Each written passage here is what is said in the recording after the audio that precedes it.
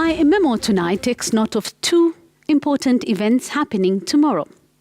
The first will be at Ulinzi Sports Complex, Langata, and the second at the Defence Headquarters Officers' Mess.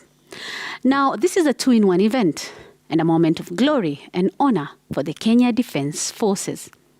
Tomorrow, the military stages their formal handover festivities that will see outgoing Chief of Defence Forces, General Robert Kibochi, handing over to newly appointed CDF General Francis Ogola. I take note of tomorrow's events because of the gossip, backstreet talk, online rumours, and all manner of chit-chat that attended to the elevation of General Ogola to the position of Chief of Defence Forces. Much of that talk revolved around the bitter divide of the last general election and the supposed attempt by the previous administration to interfere with the outcome of the elections. And for being present in an activity of the then National Security Advisory Council, decorated Air Force serviceman General Ogola was supposed to be dead meat in as far as the path up the military ranks was concerned. And before this memo continues, I truly hope that tomorrow marks the end of the negative talk that at some point bordered on ethnic profiling.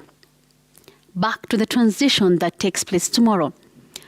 I once again celebrate retired General Tonje, who introduced rules that guide the promotion and retirement of senior military officers. Despite some assertions that Tonje rules are not necessarily binding, Tonje and his rules should be honoured and remembered for one thing: promoting the culture of institutionalism. In the corporate space, succession planning is always a central pillar of successful companies. In the same corporate spaces, a clear career path or ladder is a key component for an efficient workforce. In a huge way, Tonje rules provide a clear career path for the rank and file of the military. The Tonje rules also eliminated the uncertain and impulsive way of promoting military officers.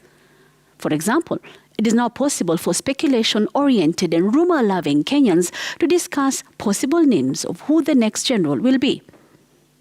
They also know, for example, that anyone above the age of 62 is ineligible for appointment as CDF, and more importantly, anyone appointed Chief of Defence Forces serves for a single term of 4 years. I want to believe this arrangement nurtures aspiration of growth up the ranks for professional soldiers. They can almost tell where their career will take them, at what age, and when indeed the career exits them into graceful retirement. So I praise Tonje rules because though I am out to get more facts, I believe they also promote meritorious rise of deserving and qualified senior military officials.